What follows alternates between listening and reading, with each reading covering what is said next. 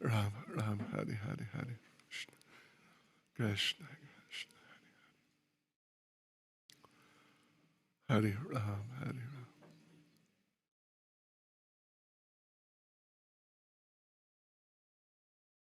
Ram, Ram, Ram, Ram, Ram, Hari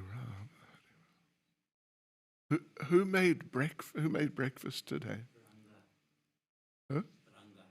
Oh, Ranga, Ranga.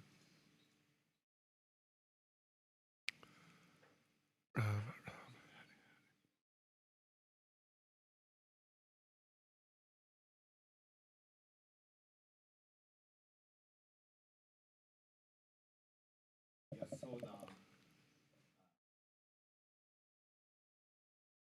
Oh, was it nice? Gatia. It was nice, yes. I can enjoy Gatia. There was Gulgul the other night. Gula Gula. Gulgola. Gulgula. It didn't look like. Oh! Oh! Oh, that was on Sunday, wasn't it? That's right, the day before Pandava Nirjala.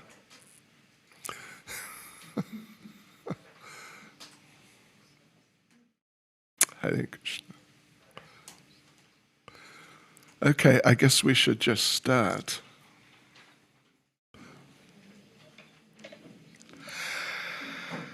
Oh.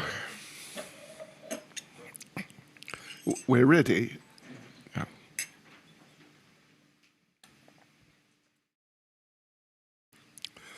Gulgula.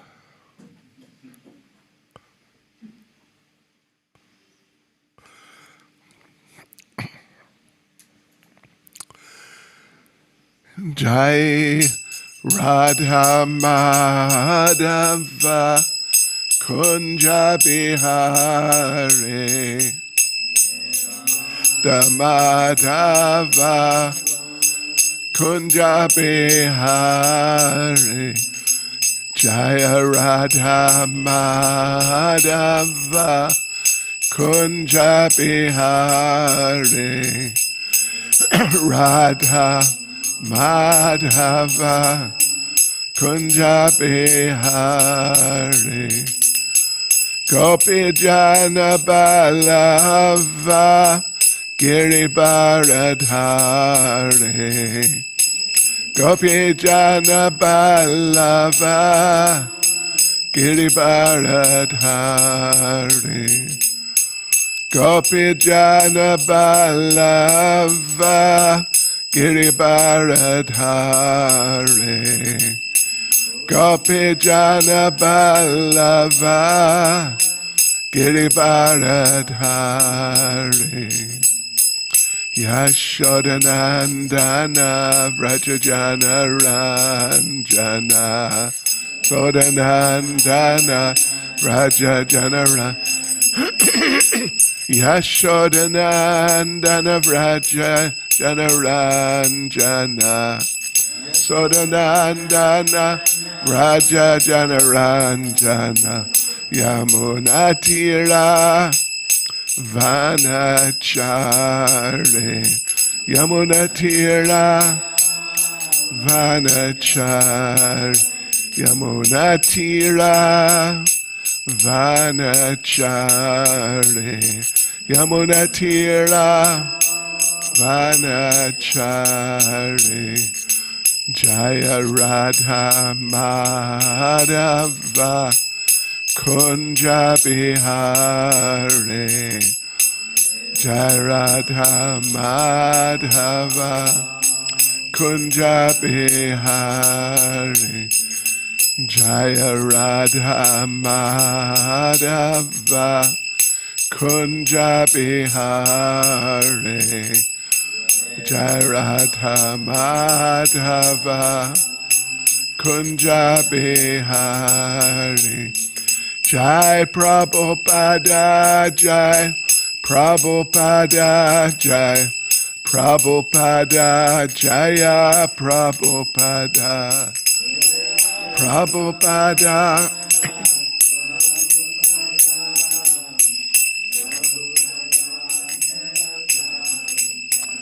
Jaya Prabhupada Jai. Prabhupada Jai. Prabhupada Jaya Prabhupada. Prabhupada. Prabhupada. Prabhupada. Prabhupada. Jayam Vishnupad Paramahansa Parivrajacharya Status His Divine Grace A.C. Bhaktivedanta Swami Srila Prabhupada Ki ISKCON Svandracharya Srila Prabhupada Ki Grantharaj Srimad Bhagavatam Ki Shri Shri Radha Radhanath Ki Shri Giri Govardhan Ki Sri Chaitanya Mahaprabhu Ki Sankirtan Yagya Ki Gaur Premanande. All glories to the assembled devotees. All glories to the assembled devotees. All glories to the assembled devotees. All glories to Sri Guru and Sri Gauranga. All glories to Srila Prabhupada. You know this light is not on. I know it's meant to be. Okay. Om Namo Bhagavate Vasudevaya.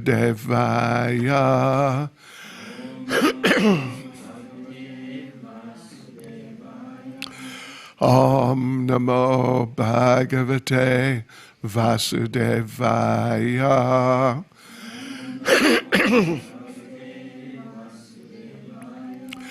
Om Namo Bhagavate Vasudevaya.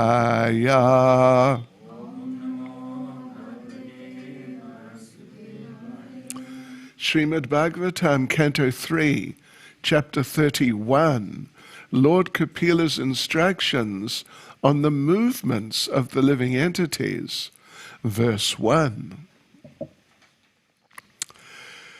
Shri Bhagavanu Vacha Karmana Daiva Netrena Jantur Deho Papataye Striya Pravishta Udaram Pumso Reta Kanashraya Shri Bhagavanu Vacha Karmana Daiva Netrena Jantur Deho Papataye Striya Pravishta Udaram Pumsoreta Kanashraya Shri Bhagavanu Vacha Karmana Daiva Netrena Jantur Deho Papataye Striya Pravishta Udaram Pumsoreta Kanashraya Shri Bhagavanu Vacha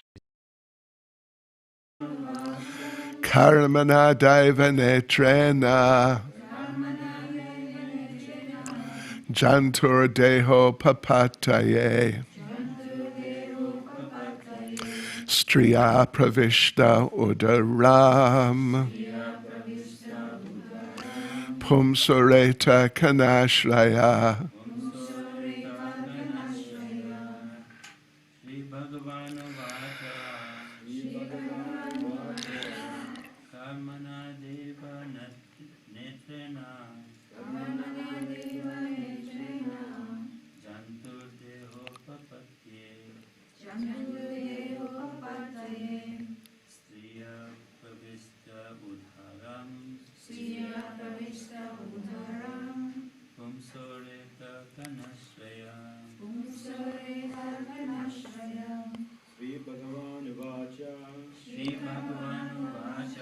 Kamana Deva Nitrena Jansu Diho Papataye Deho papataye.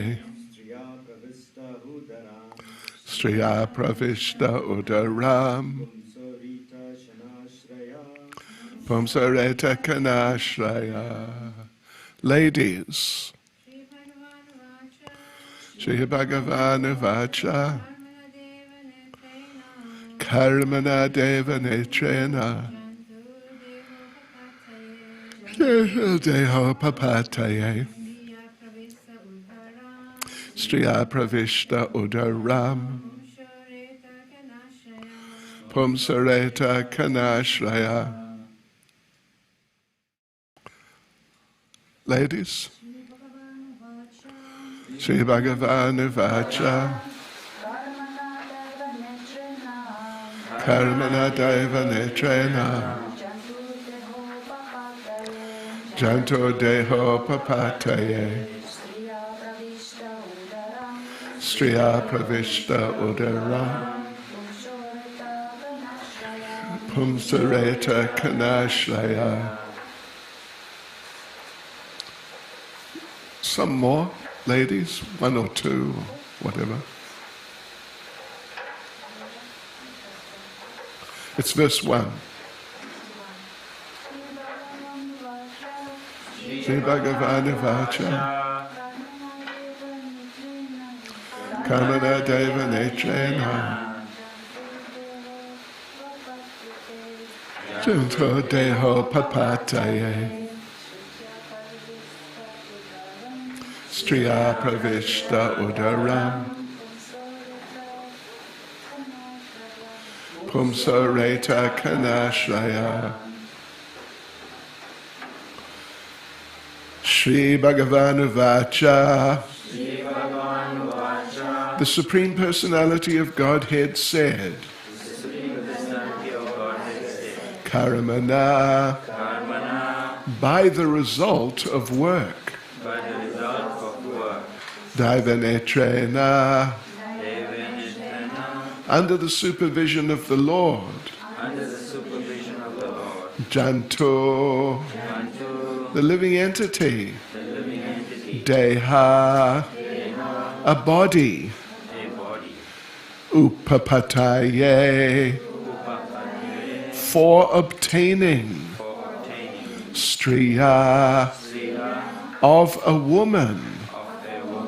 Pravishta, enters. Udaram, the womb. Pumsa, of a man. Reta, of semen. Kana, a particle. Ashraya, dwelling in. Translation: the personality of Godhead said, under the supervision of the Supreme Lord, and according to the result of his work, the living entity, the soul, is made to enter into the womb of a woman through the particle of male semen to assume a particular type of body. Purport by Srila Prabhupada. As stated in the last chapter, after suffering different kinds of hellish conditions, a man comes again to the human form of body. The same topic is continued in this chapter. In order to give a particular type of human form to a person who has already suffered hellish life, the soul is transferred to the semen of a man who is just suitable to become his father. During sexual intercourse, the soul is transferred through the semen of the father into the mother's womb in order to produce a particular type of body. This process is applicable to all embodied living entities, but it is especially mentioned for the man who was transferred to the Anta Tamisra hell. After suffering there, when he, who has had many types of hellish bodies, like those of dogs and hogs, is to come again to the human form, he is given the chance to take his birth in the same type of body from which he degraded himself to hell. That's interesting. Sure. Everything is done by the supervision of the Supreme Personality of Godhead. Material nature supplies the body, but it does so under the direction of the Supersoul.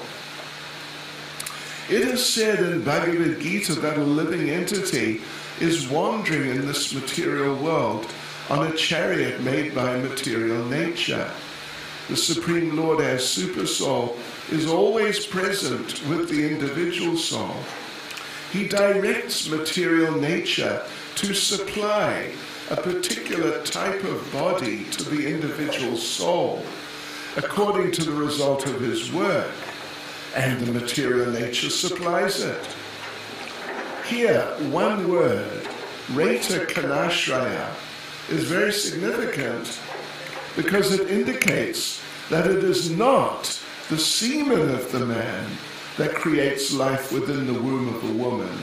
Rather, the living entity, the soul, takes shelter in a particle of semen and is thus pushed into the womb of a woman. Then the body develops. There is no possibility of creating a living entity without the presence of the soul simply by sexual intercourse.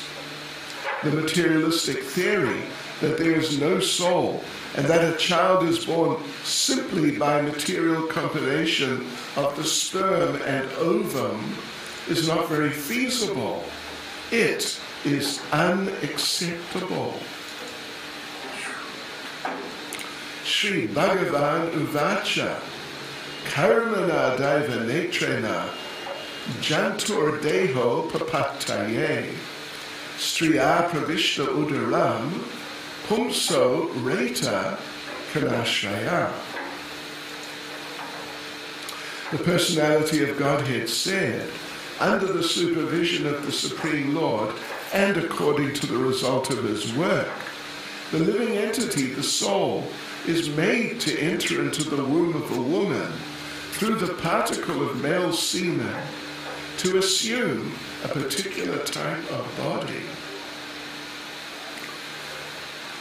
Nama Om Vishnu Padaya Krishna Prestad Utale Shmati Bhaktivedanta Swamiti Namane Namaste Saraswati Devi Gauravani Pucharani Nirvishesha Shunyavadi Pastya Chadesh Tarani Sri Krishna Chaitanya Prabhu Nityananda Sri Advaita Gadadha Shivas Adi Gaura Bhaktivinoda Hare Krishna Krishna Krishna Hare Hare Hare Rama Rama Rama Hare Hare Vanchikapaturubhyas Chakripa Sindhu Bhyevacha Patitanam Bhavanebhyo Vaishnavebhyo Namo Namaha Srila Prabhupada Ki Jai.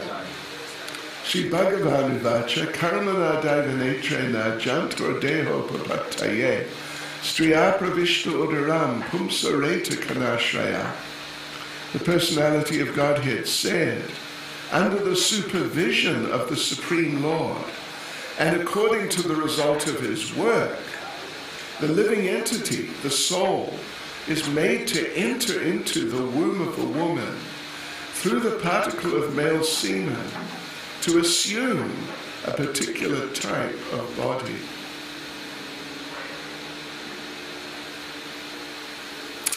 So this is the first verse of the next chapter, 31. And as Prabhupada mentions in the purport, it's continuing the same theme from the previous chapter. I'm sure we all remember the theme from the previous chapter. Oh my gosh. It was just so extreme. but so true, a reality check for all of us, because we must not, so to speak, rest on our laurels and think, yes, I'm Krishna conscious. Oh, it's okay. I'm going to go back to Godhead. Who knows? Got to keep moving forward. Because we know what happened to Bharat Maharaj. Oh, Krishna, Krishna. We don't want to go through that. And definitely we don't want to go through something worse than what he went through, at least after a couple of lifetimes. He got the really wonderful opportunity again, and he was successful. But we don't want to take chances. As Lord Krishna says in the 3rd verse of the 9th chapter of Bhagavad Gita, how many of you have, anyway, sorry. Well, I was going to ask, how many of you have Bhakti Shastri? Good, well, oh really, okay, that's good, well done. I don't. I just teach it. Anyway, what can I do? No time. So yeah, well, I was going to ask, what is chapter 9, verse 3 of the devotees who've done Bhakti Shastri? I don't know if it's one of your, the verses you've got to remember.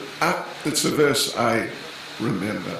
Ashradadana Purusha Dharmasyasya Parantapa Aprapya Mam Nivartante Mrityu Samsara Vartmani. That the unfaithful person, who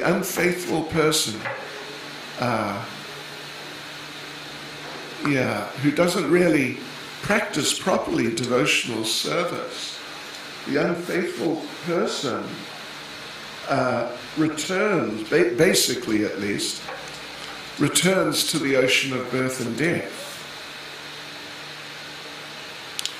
And like we said, we mustn't rest on our laurels, because you never know.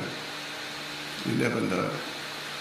We must keep in our lives in Krishna consciousness, we must remain, what would you say, we must keep moving forward, basically, be progressive. We must be progressive. Yes, and we should always have in mind, or at least regularly have in mind, what may be my next step in Krishna consciousness? Next step. Let me just see what could be my next step. And then, of course, it always helps to consult with, if one has a mentor or spiritual master, or at least if one has a friend or two in Krishna consciousness, and you can just from time to time, like over prasadam, for example, it's a nice time to just exchange thoughts about Krishna consciousness and experiences and what one has read or heard in the class, these types of things, and this stimulates us to move forward, to be progressive. Is better than just sitting there and asking, "How are you?"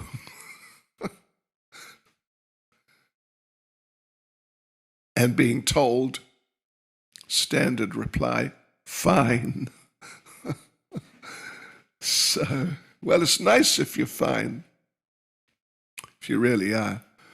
But it's really nice to be progressive in one's Krishna consciousness and really have an interest in understanding what might be my next step.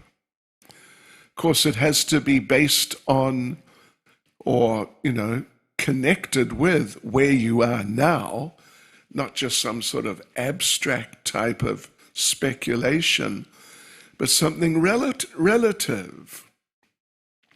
So anyway, we heard about the hellish planets in the previous chapter. What a description! It's only surpassed by the last chapter in the 5th canto. And it really is surpassed, actually, by it.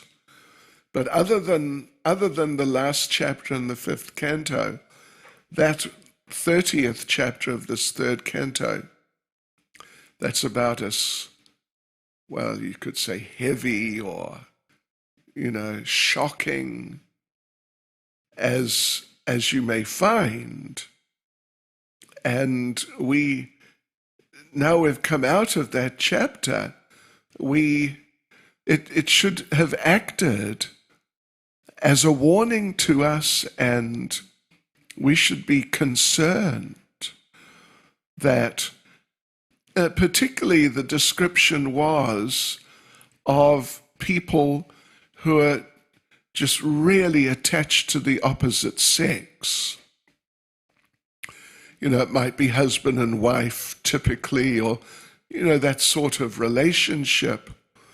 And sometimes, I'm sure you've come across cases where you've got a husband and wife, or whoever, male and female, who are together, and they have this idea.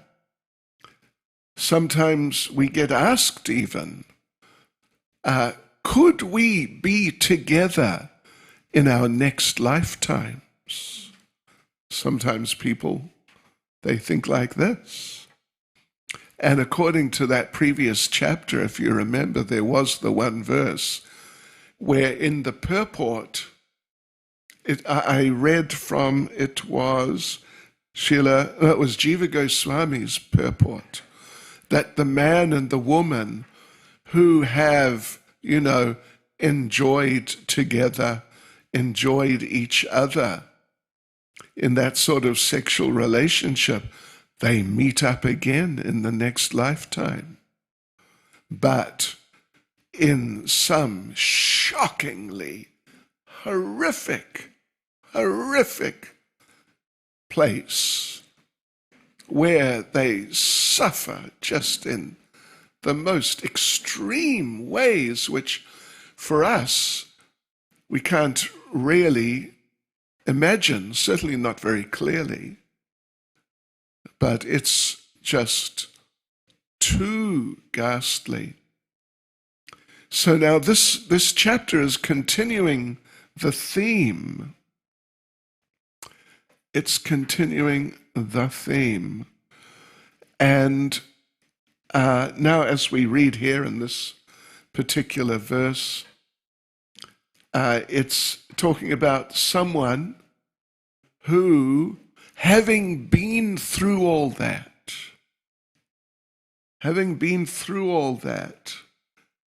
the person is then born again.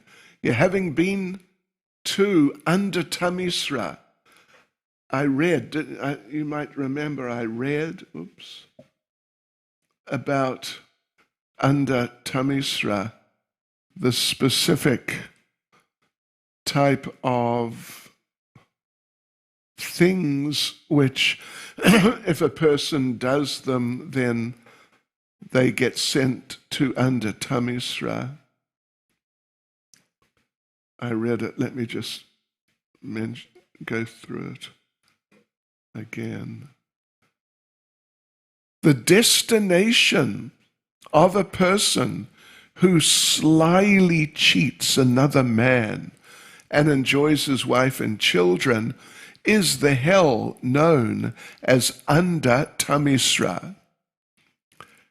Who slyly cheats another man and sort of steals away his wife and children, or who slyly, the woman who slyly cheats another woman and enjoys that woman's husband and children. I would take it that the use of the male who slyly cheats another man and enjoys his wife and children, I think is just sort of like a formality, linguistic formality, because women cheat also. So anyway, people who cheat their partners, their spouses, who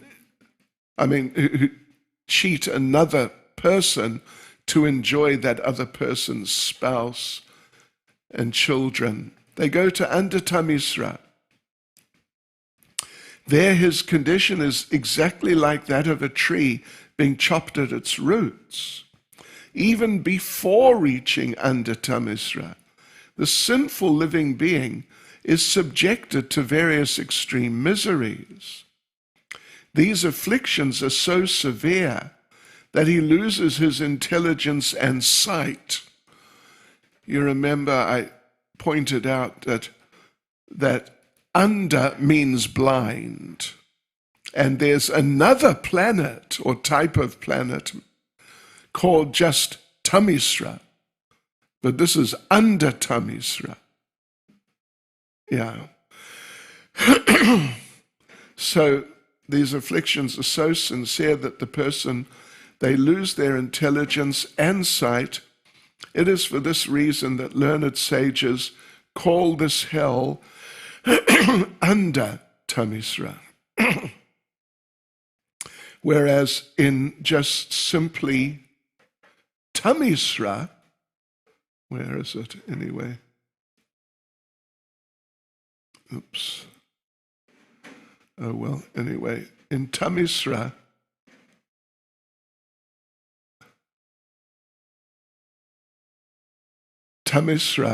just plain Tamisra without the blindness, a bit of variety. That's for a person who appropriates another person's legitimate wife, children, or money. That person who appropriates, it's the same sort of idea, steals another person's spouse, children, or money, is arrested at the time of death by the fierce Yamadutas who bind him or her with the rope of time and forcibly throw them into the hellish planet known as Tamisra. Yeah, so there you go. It's really, really extreme. So this verse then, chapter 31, verse 1. Lord Kapila's instructions on the movements of the living entities is about what happens after that, after you've been through it, through the mill, as they say, the school of hard knocks, just too hard knocks. Then, so this is especially mentioned for the man or woman who was transferred to the Andata Misra hell. That's what Prabhupada says in this purport of today's verse. And then the verse, and of course Prabhupada in the purport elaborates on the whole reproductive process. Srimad Bhagavatam is such a book. It goes into detail about these things, just even on a biological, physiological level, how it all works. So a man impregnates a woman, and then the woman in due course gives birth to a child. And elsewhere, Srila Prabhupada raises the point, whose child is it? Not it, but he or she. Whose child? Is it the mother's child? Is it the father's child? Is it the child of both of them? That's, that one can imagine how people would see like that. But the child, when Prabhupada's talking about this elsewhere, Prabhupada makes the point that it can be argued that the child is the father's child, because the father, transfers the child in the, very, very preliminary form, but still, without that, no child is going to be born at all. So the father transfers the child in that extremely preliminary form to the womb of the mother, who then carries the child, bears the child, gives birth to the child. So Prabhupada makes that point, that it's arguable, it could be argued, that the child is the father's, and the mother just helps out, sort of thing, by carrying the child and facilitating the development. So, but now here, well, and there also where Prabhupada discusses this, but here very clearly Prabhupada makes the point that the father, even the father, cannot claim proprietorship over the child, because the child really is not just sort of, the secretion of the father, but the child is an eternal spirit soul who was placed within this secretion and transferred, but the child came from outside the father and was just, he just transferred the child into the womb of the mother. And actually the child, whose child is it? Well, not it, but anyway, whose is the child? Who does the child belong to? Krishna. Because the soul is part and parcel of Krishna. Yeah. The energy of the Lord, as Krishna explains in the 15th chapter of Bhagavad Gita, how the living entities in this world are my fragmental parts and parcels. Yes, eternal parts and parcels.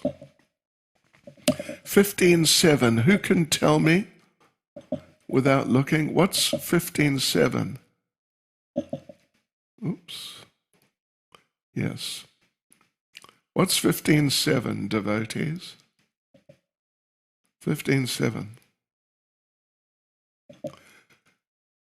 Mamayavangsa jivaloke jiva bhuta sanatana manashastani indriyani prakriti stani karshati. The living entities in this conditioned world are my eternal fragmental parts. Due to conditioned life, they're struggling very hard with the 6 senses, which include the mind. So Krishna makes it very, very clear. Mama eva angsa. Mama means my. Eva means definitely, certainly. And angsa means fragment, fragmental particle. Jiva loke, the living entities in this material world. Jiva bhuta sanatana. the eternal conditioned living entity is definitely my fragment, my fragmental particle. So actually the living entity belongs to Krishna. We all belong by definition to Lord Krishna. We don't exactly belong to mum or dad or both. Yeah. Just for some period of time, it's all temporary. For some period of time, we're placed under the care of mother and father, preferably both of them together. If it's just a single parent, it's very difficult for it to be the same. So placed under the care for some years. And then after some years, the child leaves home. And then the child is certainly beyond the real control of the parents, even though relationship practically always continues to some degree. I left home when I was 18. How old were you when you left home? 20, a late starter. I was 18, anyway, adventurous. And then they become independent.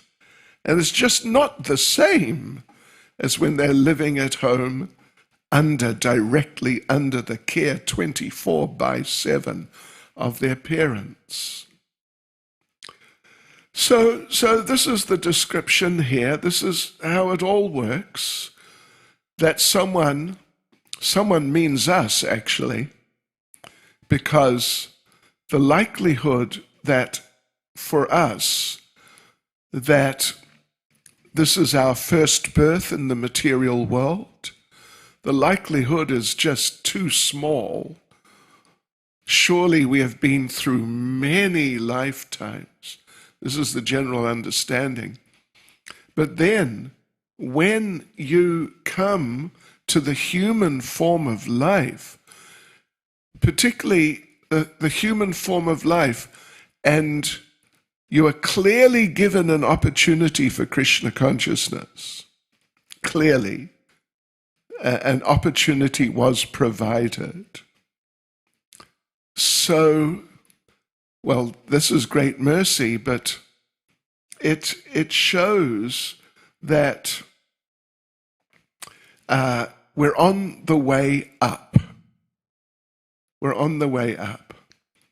As Prabhupada says, that having been through Andhra and very dogs and hogs and all that, that then when the person has been through all that and comes again to the human form, the person is given the chance to take their birth in the same type of body from which they degraded themselves to hell. You know, I can see in my life, we should examine our lives from time to time and try to appreciate and pray to Krishna to be able to appreciate how I came to Krishna consciousness and how Krishna helped. If I look at my life, I can see it so clearly. So clearly. Krishna helped. And I had choices. You know, maybe I would have taken a different direction. But somehow or other, by the mercy of the Lord, I came to Krishna consciousness, and here we are. We've all done that. But according to what Srila Prabhupada says here, it's quite possible, you know, strictly speaking, according to what Prabhupada says, it's quite possible that recently not too many lifetimes before, we were going through what was described in the previous lifetime. It would seem to be quite possible, at least not too long ago.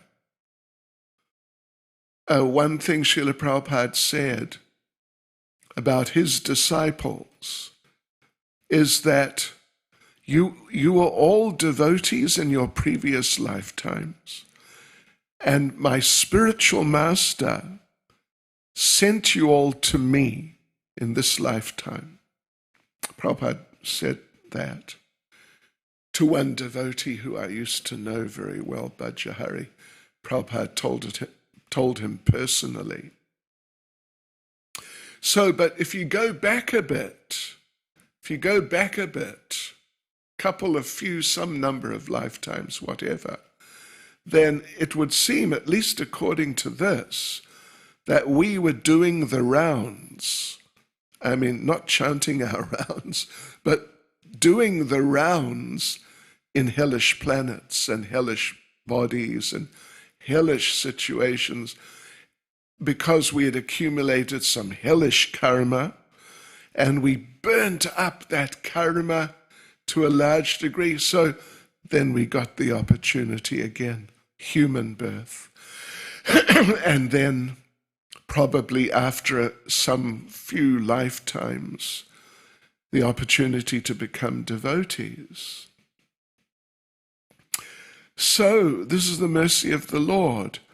And if we look back in our lifetimes, and if we pray to the Lord for the intelligence and the insight to appreciate, where we've come from on a little deeper level, then it's very likely we'll be able to appreciate how Krishna took me this step, then that step, and then another step, and then a whole sequence of steps. And finally, the next step was to become Krishna conscious, to actually start practicing Krishna consciousness. And then, so now we're here, and to keep the momentum, we should be concerned that today, on the 25th of June, 2021, at 10:20 in the morning, what might be my next step now? We went through a number of next steps until the next step was to become a devotee, and we did. So now we are, what's the next step? Hare Krishna. Srila Prabhupada ki jai. Any comment, question? Yes? Just go ahead. Can our next step be something like to improve my chanting? Yes, that sort of thing. Improve your chanting, reading. We need to examine ourselves.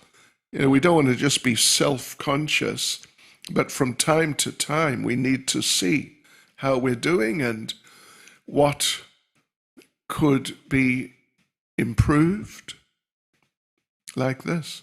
So yes, it could be improve our chanting, reading, maybe take up some new service which is more, like a deeper commitment of service, like this, yeah.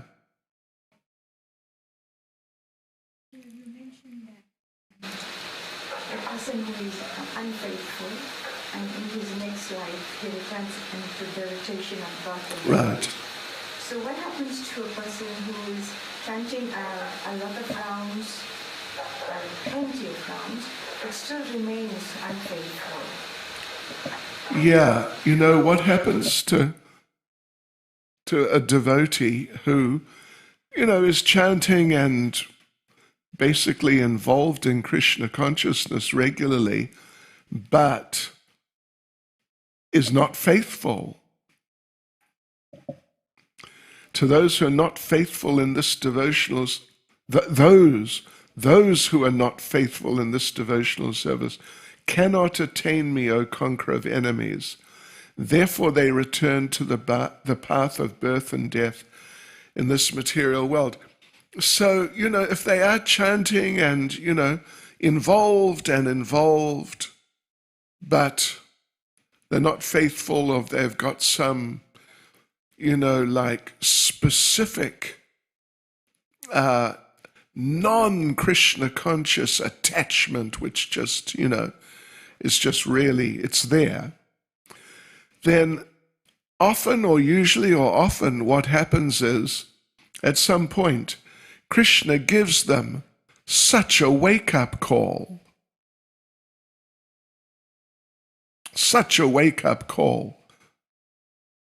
that they just, like some devastating wake-up call, which shows them the necessity of taking their Krishna consciousness more seriously. Of course, then, it's also a question of how they respond to that. Some of them, they just carry on with whatever the negative thing is.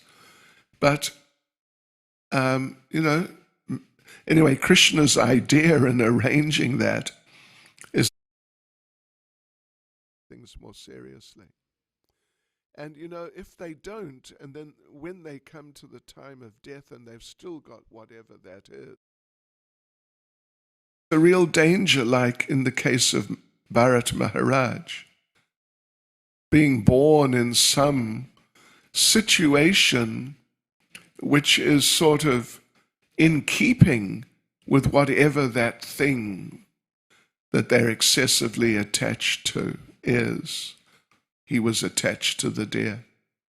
Someone else may be too attached to, any one of the, breaking any one of the four regulative principles, and then they could easily, looking at the example of Bharat Maharaj, be born in a situation, like heavily connected to whatever that bad activity was, some meat-eating situation, intoxication, illicit sex life, gambling situation.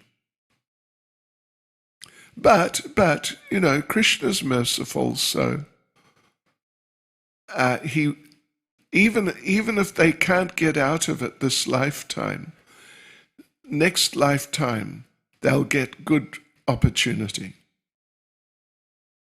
But let's hope they get out of it in this lifetime. Yes.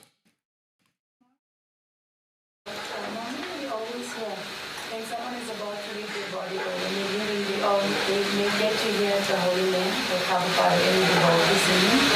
And also they have Tulsi leaves and Tulsi twigs placed on their body. So what is their destination? Oh, if they're not devotees, they'll probably become devotees. They'll get the association of devotees.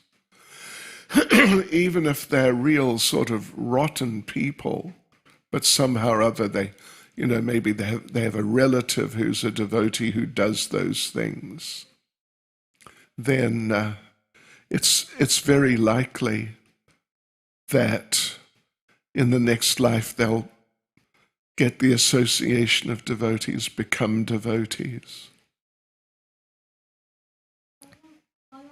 Okay, so the person who leaves their body to take another body after death? Well, in a general sense, it depends how different the next body will be from the one they just left. If it's going to be really different, like from human to animal, because they have to be prepared for the next body so that when they enter the next body, they're just ready for it. And they just easily embrace that situation in life. If someone's human, even if they're just terribly sinful and degraded, but still they're in human bodies and, they have intelligence and to some degree, etc. But if they're just thrown into a dog's body with an actual human consciousness, it's going to be bizarre, really bizarre. So they have to be trained so that when they do enter the next body, they just feel, yes, this is me. And then they absorb themselves in that way of life. Yeah. You do get, sorry, just a moment. You get like feral people. You understand feral? They brought up, they somehow end up in a sort of a community of animals, like a wolf child. You've heard of that? Somehow or other. You get people like that. And so, after some time they meet some regular humans, but they're sort of like, they're partially animal. That's called feral, a feral person, basically who's been brought up by animals or who is like an animal, like really like an animal. So that's interesting. A child somehow or other gets separated from the parents and is brought up by animals and becomes like an animal. The karma is, it's all in terms of how they lived previously. Like the dog who is owned by some rich person. And so the rich person takes the dog out shopping, and the dog is sitting in the front passenger's seat of a Rolls Royce, looking out at the world. The seat of honor in a Rolls Royce, but it's a dog. It's an interesting mixture of karma. Yes, sorry, Hemalata. Bizarrely enough, it's not that uncommon, even in the devotee community, to have cheating in marriages. To have what? For people to cheat in marriages. Cheating, yeah. And sometimes it's even people who are very well known, let's say internationally or stuff like that, or local devotees. It's more often than not, it's probably just kept quiet and just dealt with it quietly, but sometimes these things, they do become somewhat public. Sure. How to deal with it? Because it's very difficult to separate a person from the situation and not to judge. They might be perfectly nice devotees, but I myself, I find that I do judge this kind of behavior, and I find it difficult to sort of see the person behind it. Not that I sort of publicly show it, or it's some sort of a very strong and disturbing feeling, but it's still there, and how to deal with it. Did you hear that? Okay. Yeah. Well, we definitely don't want to be prejudiced against other devotees. And so if some devotee, in a marital situation cheats, or, you could also say, arguably, some devotee just somehow gets caught up in some breaking a regulative principle, something along those lines. Well, how to react if particularly if the person, the devotee, is really trying to improve themselves and get out of that, then the basic attitude should be compassionate and helpful.